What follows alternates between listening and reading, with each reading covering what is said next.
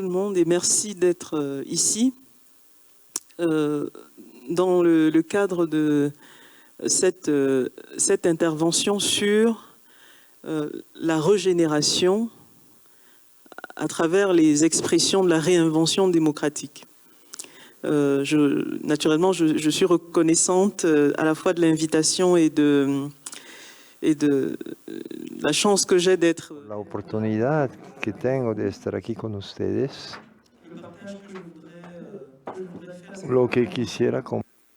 Je voudrais l'entendre à la fois comme des propositions que je partage et sur lesquelles je souhaiterais que, ensemble, nous voyions quelle est la validité pratique de ces propositions et comment est-ce que, à partir de ces propositions, nous pouvons trouver de l'énergie pour agir.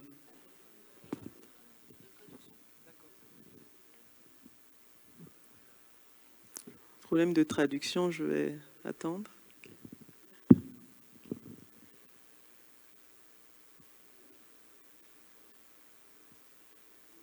¿Ahí escuchan la traducción al español? ¿Sí? Ahora sí, estaba bien entonces el canal. Así es, no, así, sin el amarillo. Ahora sí. Hicieron así. Cuando quieran. Es que creo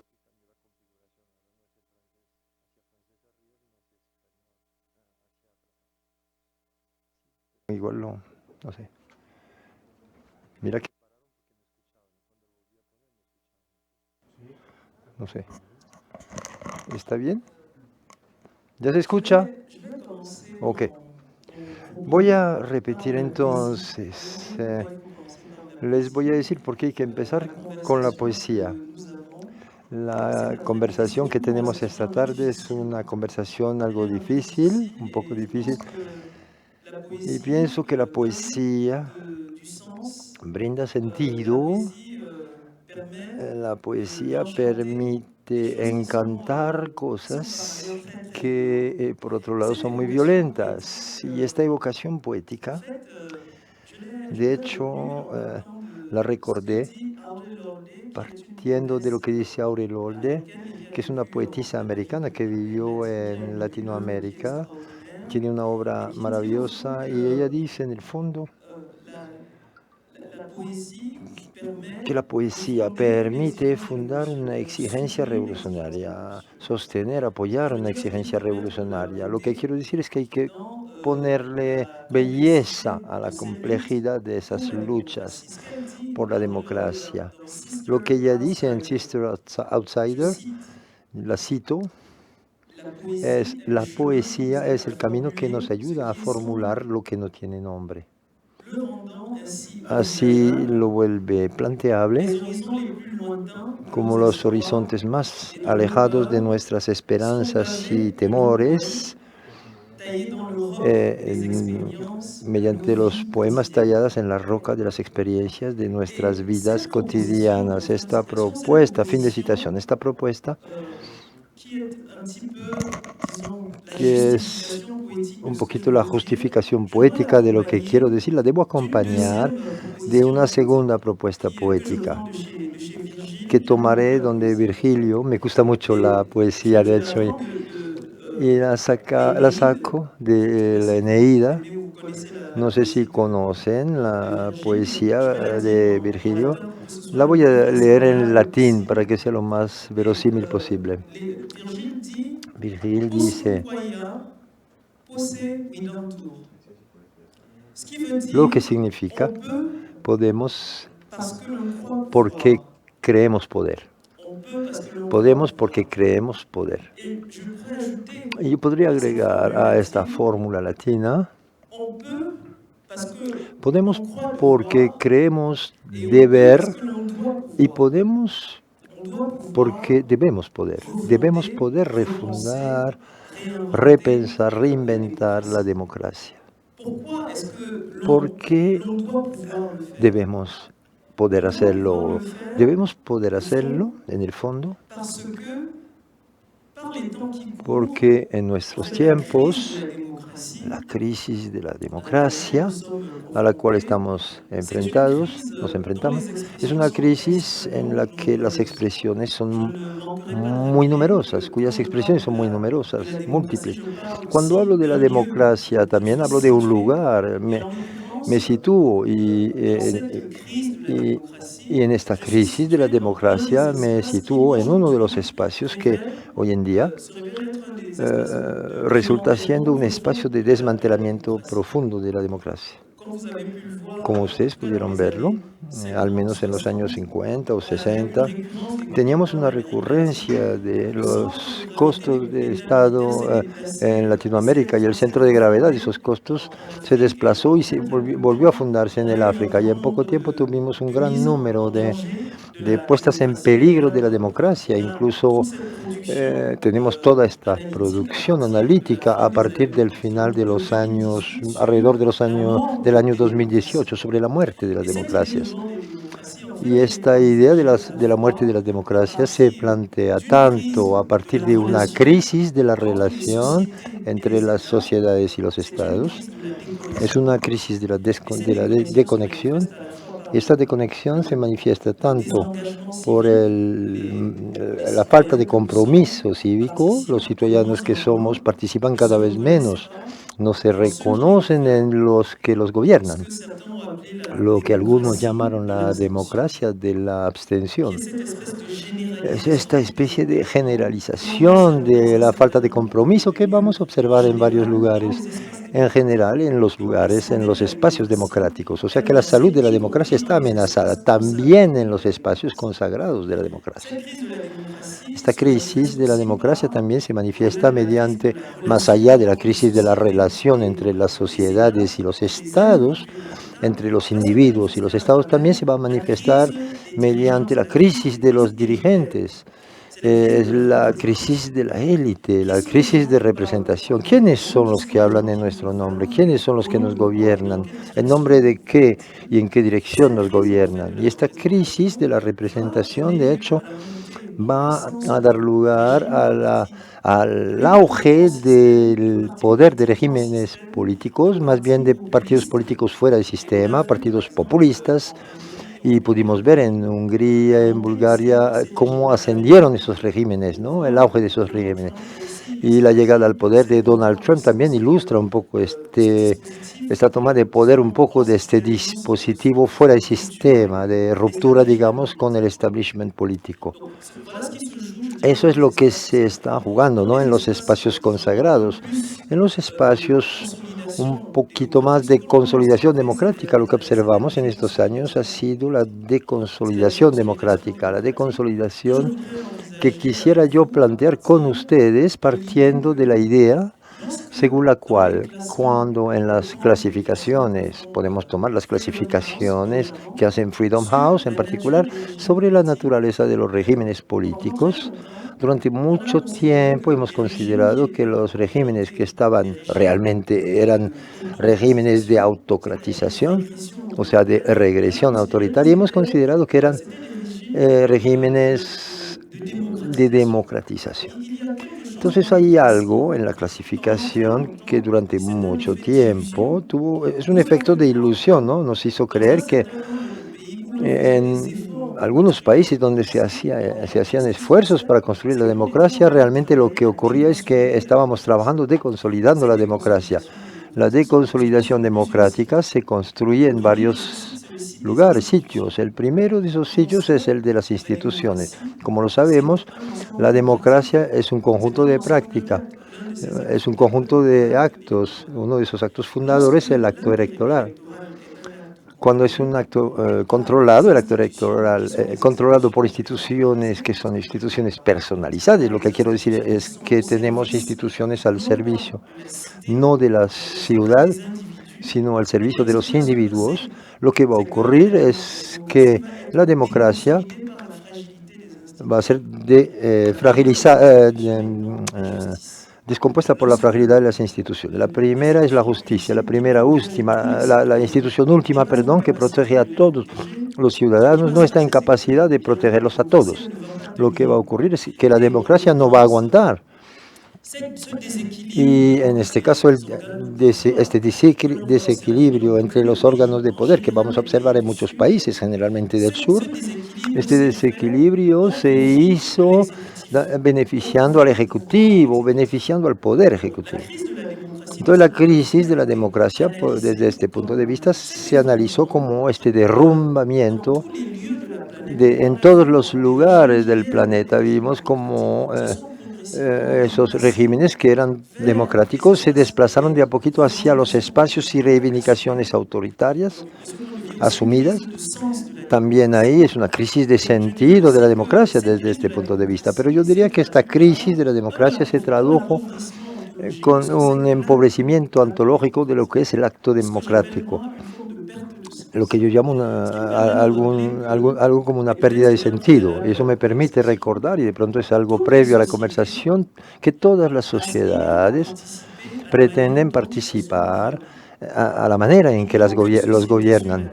No hay ninguna sociedad en la Tierra en la que no queremos saber por qué nos invitan a estar a la izquierda o a la derecha, o a ir a la izquierda o a la derecha. Esa es la esencia democrática.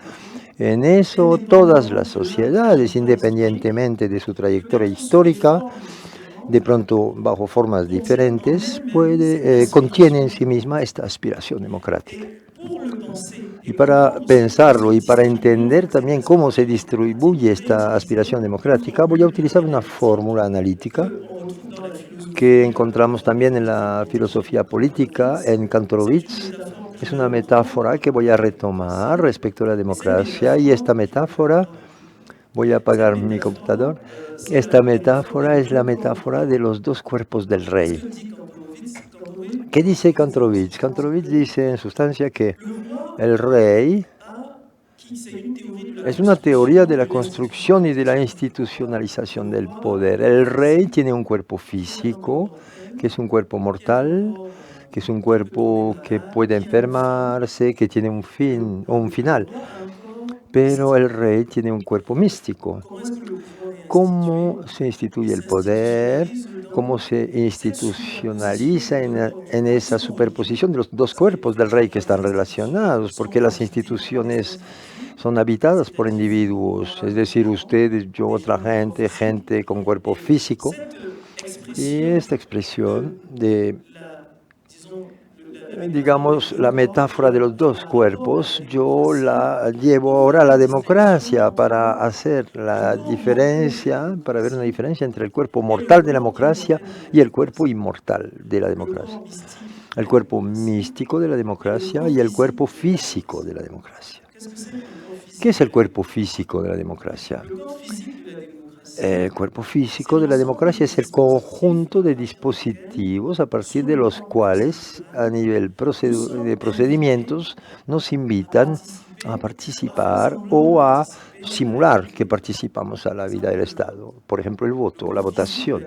El cuerpo físico de la democracia es un cuerpo de procedimiento, es un cuerpo que se basa en 4 principios más o menos. Primero se trata de la participación.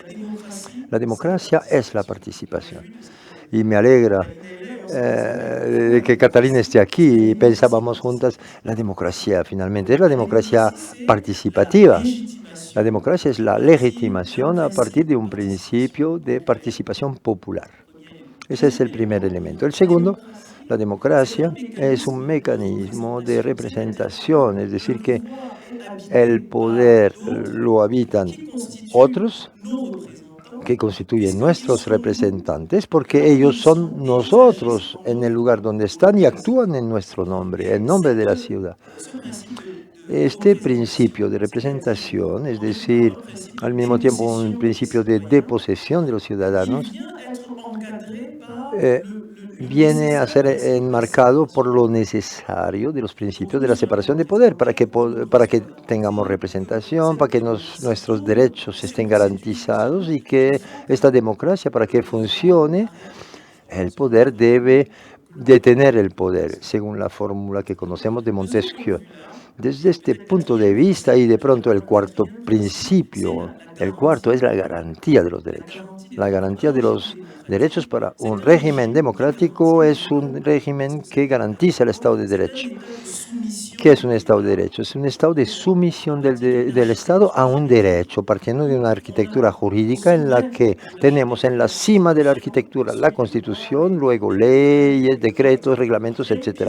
Pero hay una pirámide jurídica, la misma tiene la función de la seguridad jurídica.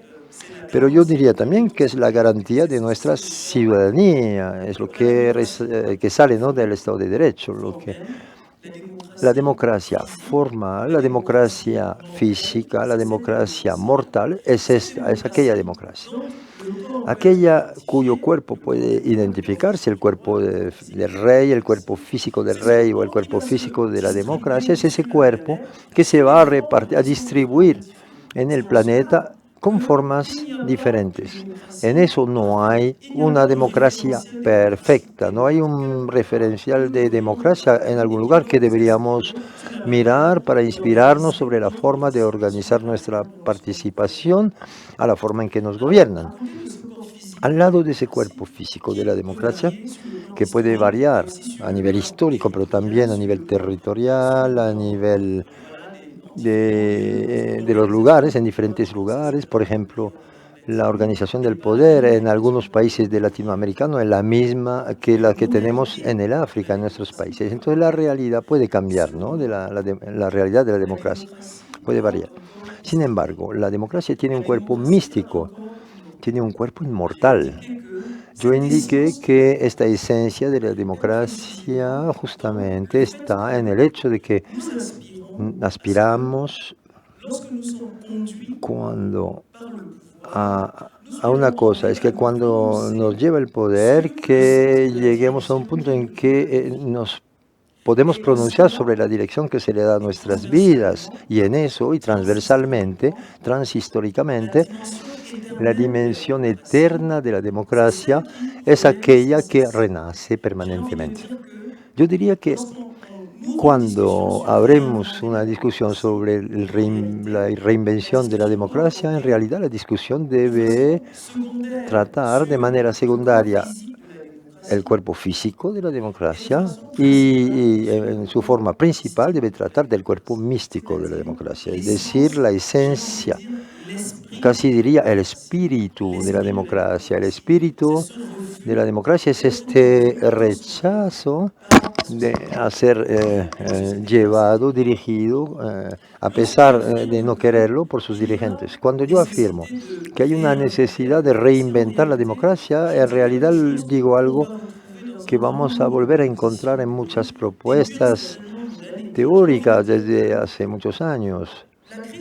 Quisiera decir que la crisis de la democracia es un movimiento que es consustancial a la vida consensual de la democracia. En el espíritu de la sociedad siempre está ese deseo de mejor o más democracia, de una democracia que corresponde a lo que esperamos. Entonces, la aspiración a volver a fundar la democracia es una actividad que acompaña nuestra relación con la democracia desde hace mucho tiempo. Por eso prefiero, si me lo permiten, no hablar de reinvención democrática. Es una palabra que escuchamos mucho hace un tiempo. Pero prefiero hablar de regeneración democrática. Para remitir aquí a la idea según la cual el cuerpo místico de la democracia ha sido peligrosamente atacado, y teniendo en cuenta unas cuantas urgencias más a las cuales se enfrentan nuestras sociedades, es fundamental regresar a la esencia de la democracia y volver a fundar la democracia, regenerar la democracia. No se puede hacer solamente mediante procesos o procedimientos. Esa es la propuesta que les quiero hacer. La primera propuesta es considerar que es repensar la democracia, extender, ampliar la empresa de regeneración a la democracia, que no puede ser solamente una actividad, un proceso, ¿no? Hay que ir más allá. La segunda idea que quiero proponerles, Me llamó la atención esta idea de una evocación mitológica que yo saco de la noción de la figura de Janus. No sé si saben a qué me refiero cuando hablo de Janus o Janus. La idea de la puerta. Es una metáfora de la puerta. Una metáfora de la puerta, la figura de Janus o Janus, siendo al mismo tiempo, muevo mi mano porque en esa idea de Janus pueden ver, para pensar la democracia, hay que regresar a la idea según la cual los dos lados de la democracia, volveremos a los dos aspectos de la democracia. En ese momento no hablaré de la separación entre democracia física y mística, pero los impulsos de la democracia son fundamentales y sin ellos esta conversación no sería posible. Esta propuesta de Janus la llevo a la idea de la puerta. Lo que quiero que vean ustedes es que la puerta, en el sentido mitológico, con Janus, es ese espacio de apertura entre el exterior y el interior. Lo que quiero decir muy duro aquí es que lo que ocurre en la Casa de la Democracia, lo que ocurre dentro del sistema democrático, no se puede entender sino en la evocación de esa figura mitológica en la cual justamente los dos lados de Janus no se pueden desprender uno del otro. ¿De qué hablo yo? Quisiera hablarles de la forma de repensar y regenerar la democracia. Eso es mantener de manera conjunta, por un lado, la manera en que las sociedades se representan, lo que son, su identidad plural, el pluriverso, etc. Por otro lado, la manera en que las sociedades organizan su subsistencia, su supervivencia. Esa evocación que yo hago, esos son los dos lados, los dos aspectos de ya. No podemos desconectar, por un lado, lo que somos, quiénes somos, y por otro lado, cómo nos organizamos políticamente y cómo organizamos nuestra subsistencia. Esta articulación, les voy a decir, en el plano teleológico, ¿a qué puede remitir? De pronto escucharon hablar de ese autor que se llama Francis Fukuyama. Francis Fukuyama, al final de los años 80, en el año 89, publicó un artículo en el que habla adelanta un poco la idea de la fin de la historia. La idea de del final de la historia es la idea según la cual la democracia liberal ganó y según la cual todas las otras modalidades de organización política en las sociedades van a desaparecer. Sabemos que después de esa afirmación tuvimos la caída del muro de Berlín en los años 90, la ola de democratizaciones que van a afectar también unos cuantos países africanos. Tuvimos una liberalización, la adopción de las leyes y libertades. Algo ocurrió, pero pensamos que sí había una ola de democratización, que es la ola posterior a la ola suramericana y portuguesa, al menos europea del sur. Hemos hablado de la tercera ola. O sea, Clinton utilizó la fórmula se utilizó la fórmula de tercera ola. Francis Fukuyama dice, de hecho, hay un modelo que ha ganado, y luego ese modelo lo acompaña el triunfo del poder del mercado. Esa idea de democracia liberal, la idea de que es el final de toda cosa, yo creo que tenemos que llegar con base a esta propuesta teológica, con esa idea de final de la historia, nos debe llevar a repensar hoy en día la forma de regenerar la democracia. O sea, enfrentando esas dos ideas. Por un lado es un cierto modo de organización del poder, pero al mismo tiempo también es un modo de organización de la subsistencia de las sociedades, que sencillamente podríamos llamar la economía. Entonces, la idea de puertas de la que yo hablaba ahorita con Janus, los dos lados que llevan a considerar que el exterior y el interior están conectados, la retomo aquí para decir que lo político y lo económico no se pueden desprender uno del otro. Esa es la segunda propuesta que quisiera hacerles. Tercera propuesta que quisiera hacerles, considerando en particular todas las empresas, digamos, de protección de la democracia que se han planteado en esos años, en los que hemos tratado de hacerlo mejor, de reforzar el vínculo, reforzar el vínculo democrático, considerar otras modalidades para vincularnos con el Estado, entrar en relación con el Estado, en particular con la democracia participativa. La tercera idea para compartir aquí con ustedes es considerar que las sociedades del sur, es decir, África, Latinoamérica y otros lugares, hoy en día tienen un desafío, un reto específico. Este desafío específico, el mismo está relacionado con la violencia, tanto la violencia económica, la violencia ecológica, que llevan de manera mucho más urgente la necesidad de regenerar la democracia.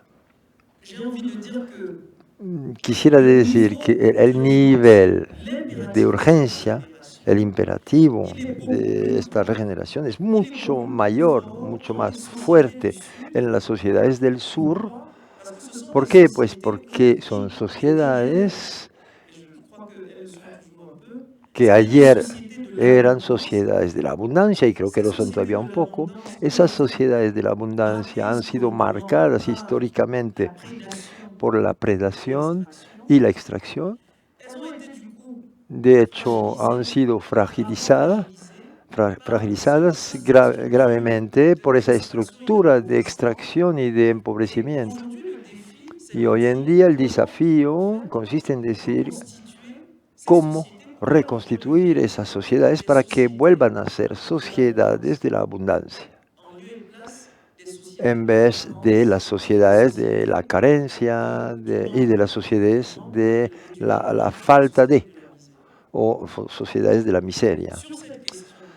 Sobre esta pregunta, sobre este tema, me parece ser un desafío particular. Quisiera recordar que en realidad hay un desplazamiento y habrá un desplazamiento cada vez más violento del centro de atracción del mundo alrededor de la cuestión de la riqueza.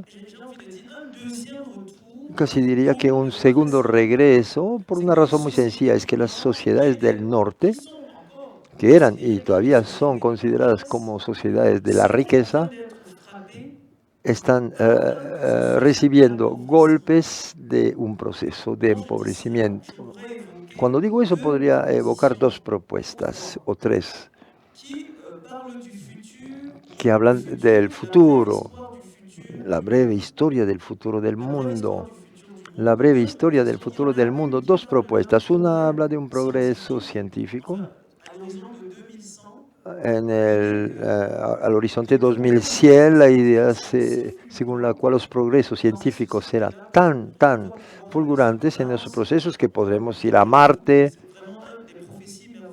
Son profecías maravillosas sobre el devenir, ¿no?, el futuro de la humanidad en su tiempo. Y esas profecías han sido enfrentadas por otro autor que adjunta a la breve historia del futuro la palabra Deus, el Homo Deus. El título de la obra es Homo Deus, una breve historia del futuro.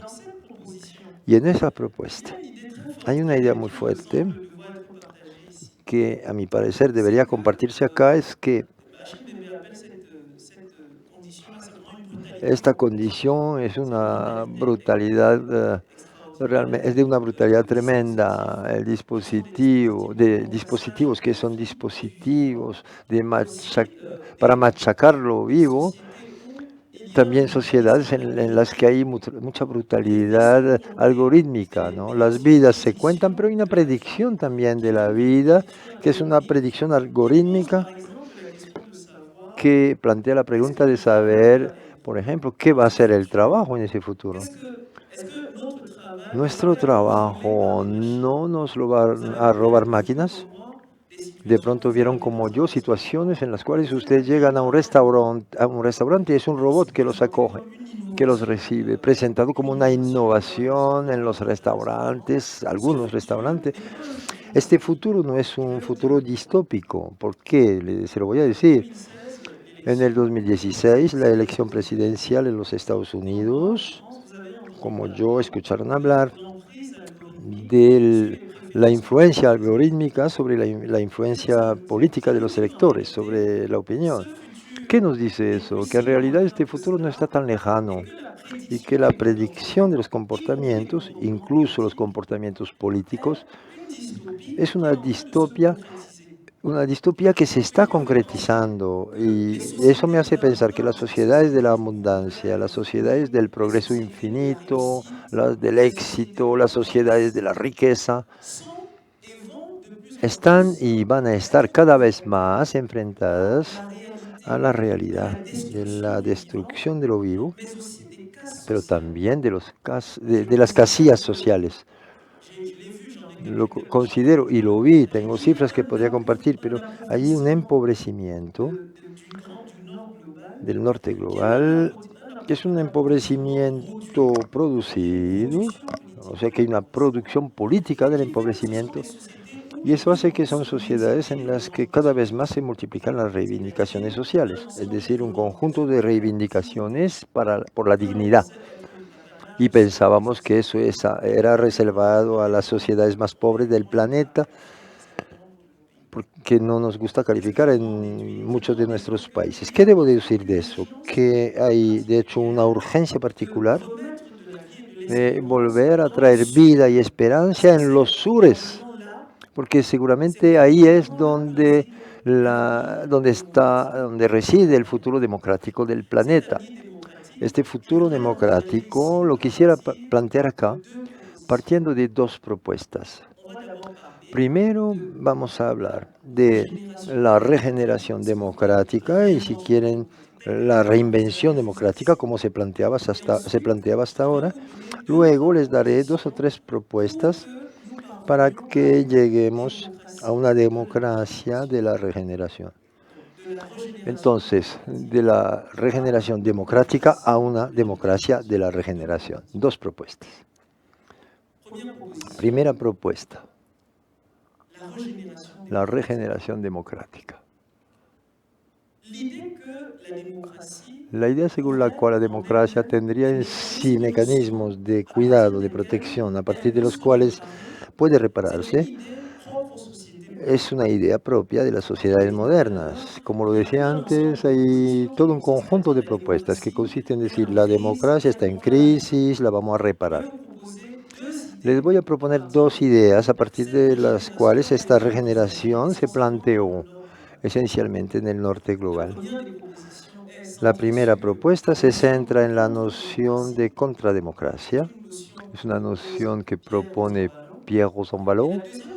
La segunda propuesta es un ejemplo concreto de esta regeneración. Empíricamente se produjo en Islandia. En Islandia, en un momento en que hubo un derrumbamiento económico por la crisis financiera, y en ese momento hubo muchos mecanismos de implementación de una democracia directa. Esos son los 2 elementos mediante los cuales el cursor de la regeneración de la democracia suele fijarse, o va a soler fijarse, o de la contrademocracia. La contrademocracia propuesta de Pierre Rosanvallon no es lo contrario de la democracia, no es la oposición de la democracia, no es el enemigo de la democracia. Es un conjunto de mecanismos mediante los cuales, para reencantar la democracia, vamos a desplazar el cursor de la vida democrática desde el espacio estrictamente institucional hacia la sociedad. Este desplazamiento de cursor se va a jugar en 3 terrenos. El primer terreno es la inversión de los espacios, la ocupación de los espacios de participación, lo que llamaremos la democracia contestataria o la democracia tal como se plantea partiendo de los mecanismos de participación no convencional. Lo que dice Pierre-Rosan Vallon en este caso es que para revitalizar la democracia, la relación entre la sociedad y el Estado en el terreno de la participación debe salir de las instituciones. Hay que desencasillar, desinstitucionalizarla para poder difundirla en la sociedad. Imaginaríamos aquí un árbol con raíces, rizom muy extendidas, pero la idea es que esas raíces, es que son ellas las que soportan el edificio democrático. Así serían los espacios de palabras, una democracia en la ocupación de los lugares, una democracia de la calle, una democracia de la palabra, una democracia en la que hay una reapropiación de los espacios de poder y de decisión por los ciudadanos. Lo vimos con los comités ciudadanos, los comités barriales, todos esos mecanismos a través de los cuales en las sociedades, en particular occidentales, pero yo diría que la ejemplaridad de la democracia participativa son los sures en realidad. Podría retomar esos puntos más adelante. La contrademocracia, primero es este mecanismo con el cual se implementa un poder de vigilancia. Hablamos de un poder de vigilancia. La sociedad coloca el poder bajo vigilancia. ¿Y por qué es importante esta propuesta? Porque en el fondo la crisis de la democracia viene del hecho de que el poder está sustraído a la mirada de los ciudadanos. ¿No lo ven?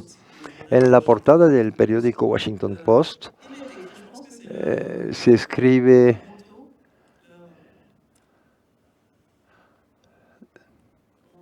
¿cómo decirlo? El símbolo, el logotipo de Washington Post, el eslogan, la democracia muere en la oscuridad, es el eslogan del Washington Post.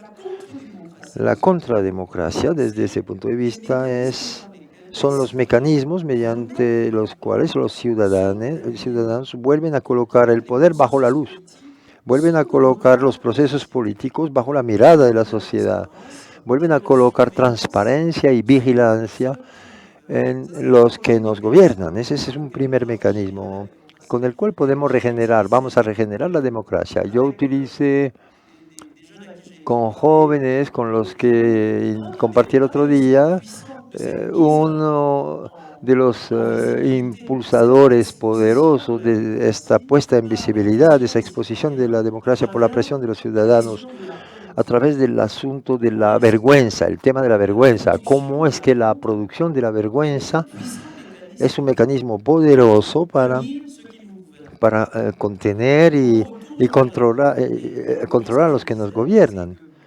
Lo que yo decía en este caso es que los poderes, los estados, con sus prácticas, producen vergüenza. Cuando usted sale a la calle y cuando ven los niveles de fragilidad social a los cuales nos enfrentamos, sabiendo que tenemos gente a quienes mandatamos para gobernarnos, pero necesariamente hay algo ahí del orden de la producción de la vergüenza. Sin embargo, históricamente, vuelvo a las luchas de identidad, de los impulsos, es precisamente al mismo tiempo rechazando la vergüenza. Puede ser la vergüenza por la raza. En las sociedades donde hay discriminación racial, saben hasta qué punto el hecho de asumir su raza, es decir, el hecho de rechazar la vergüenza que las estructuras sistémicas me imponen para esconderme, o si me imponen esconderme, hasta qué punto esas cosas son fundamentales en el asunto de la dignidad. Con el mecanismo de la vergüenza se trata de la confrontación del poder con esas prácticas, mostrándole lo que hace este poder, por ejemplo, de mi cuerpo, que es un territorio de poder, es una corporalidad del poder que iba a ser investido. Por ejemplo, hoy no sé si es la discusión en Latinoamérica, pero la precariedad menstrual durante mucho tiempo no podíamos hablar de eso. No podíamos hablar del hecho de que las mujeres 4 o 5 días por mes, algunas están enfermas. La precariedad menstrual. Y esta vergüenza de la precariedad, yo me acuerdo, yo no podía ir a la escuela o no se puede uno sentar porque duele, es un dolor que no se puede describir. Y hoy, como cada vez más la salud menstrual salió de la vergüenza de la sangre, de esta efusión de sangre y de este dolor que debemos esconder, del que no hablamos, hacia un reto de salud público que se llama la endometriosis, por ejemplo. Yo tomé el ejemplo de la raza, como las luchas de dignidad identitarias consisten justamente en rechazar la condición, que es una condición de desclasamiento por lo que yo soy, por lo que somos, para revestir una forma de orgullo, diciendo yo soy yo puedo salir, puedo asumir el hecho de que soy una mujer negra. Pero la vergüenza como instrumento democrático poderoso es también la vergüenza que se puede aplicar a los que nos gobiernan. El hecho de que podemos, veo que tengo poco tiempo desafortunadamente, es el hecho de que podemos utilizar este impulso para imponer al poder que nos responda, que nos cuide, que se encargue de nosotros, etcétera. Tengo que ir muy rápido, lo siento mucho. La regeneración democrática, a mi parecer, no responde al desafío. ¿Por qué se mantienen los procedimientos? No sale de eso. Por eso debemos reconstituir esos resortes o impulsos para una democracia de la regeneración. Podríamos decir una democracia también de lo vivo, se podría llamar así. Pero lo que quiero que entendamos es que si queremos sociedades que protejan lo vivo, hay que reconstituir la democracia para que se convierta en una democracia de la regeneración. Esta democracia de la regeneración, voy a pasar rápido sobre eso, lo siento, eso supone algo previo. Primero lo previo de esta democracia de la regeneración es un contracapitalismo. No tengo mucho tiempo para explicarlo, desafortunadamente, de pronto con las preguntas, pero ¿qué es el contracapitalismo al que hago referencia aquí? No es el anticapitalismo, no es el nuevo espíritu del capitalismo, ni la refundación del capitalismo, no, es una contrapropuesta que a mi parecer se va a basar en la revisión del fetichismo económico. Saben que la idea del capitalismo se produce sin creencias, todo eso es racionalidad económica y que se trata del beneficio, podemos medirlo, sabemos qué es. Hay que volver hacia la idea de fetichismo económico que mencionaba Karl Marx, que consiste en decir realmente la economía es la religión, el capitalismo es la religión. Y para revisar la fenomenología de los valores en nombre de la cual lo vivo, el individuo, las comunidades, se han convertido en dispositivos sin valor. Eso se lo digo cuando los economistas hablan de la mano invisible del mercado. No puedo encontrar mejor fetichismo, mejor expresión de la religión que imaginar que habría una mano invisible que gobernaría nuestras vidas. Debemos enfrentar los mecanismos a través de los cuales la cuestión de la subsistencia se funda, se basa, en particular partiendo de la idea según la cual esta refundación de los mecanismos de subsistencia no puede ser informada por impulsos de lo invisible. Ya lo están impulsados por eso. Solamente tienen que ser reinvestidos. Debe haber una articulación entre la doctrina económica, los universitarios, que deben repensar esos modelos, y en una alianza con la sociedad y con los medios activistas van a permitir refundar esta nueva fenomenología del valor. Segunda idea para la democracia de la regeneración es la idea del vínculo, del lazo. La democracia de la regeneración se va a basar en lo infinitamente pequeño. También es una democracia que se basa en lo esencial. Es una democracia de lo esencial. No es una democracia de lo que se está jugando en Bogotá. No es una democracia de lo que se juega a escala de la gobernanza mundial. Es una democracia de lo más cercano. Utilice la figura de la compasión que se basa en la relación con lo más cercano. Cuando primero son ustedes, pero cuando salgo de ese salón, refundar la democracia es volver a colocar el vínculo, ese vínculo a partir del cual entro en contacto, por ejemplo, para el Ubuntu. Mi destino depende del de ustedes, no de la gente que está en Bogotá o quién sabe dónde. Mi destino en la Comuna 13 de Medellín depende de los que están en la Comuna 10 o en la Comuna 8. Esta removilización de la democracia alrededor de lo más cercano a nosotros, alrededor de lo más esencial. Porque la sociedad de la abundancia del norte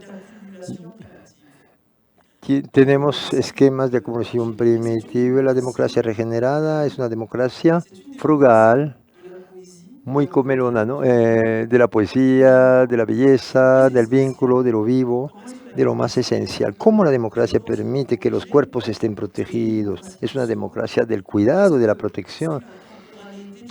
Sobre la corporaneidad del poder, la democracia debe interesarse en nuestras vidas, la forma en que nos comportamos, el buen vivir, la forma en que bebemos, si el agua que bebemos es buena, los territorios de vida también alrededor de fuera de nuestro cuerpo, lo que nos rodea.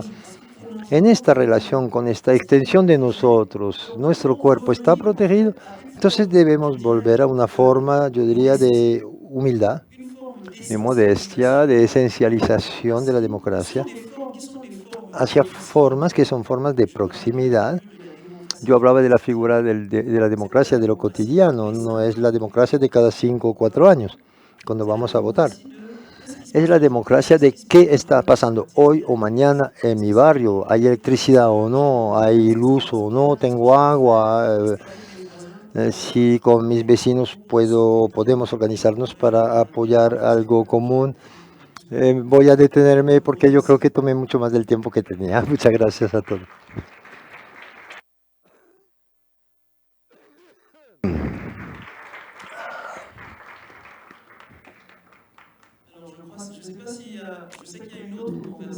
Yo sé que hay otra conversación, todo eso era la introducción de esta maravillosa conversación que va a seguir hasta el final y les invito para que se queden, por favor.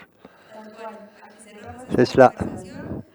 En 10 minutos para la conversación que inicia a las 3 sobre nuevas organizaciones al servicio de la economía del bienestar. Muchas gracias.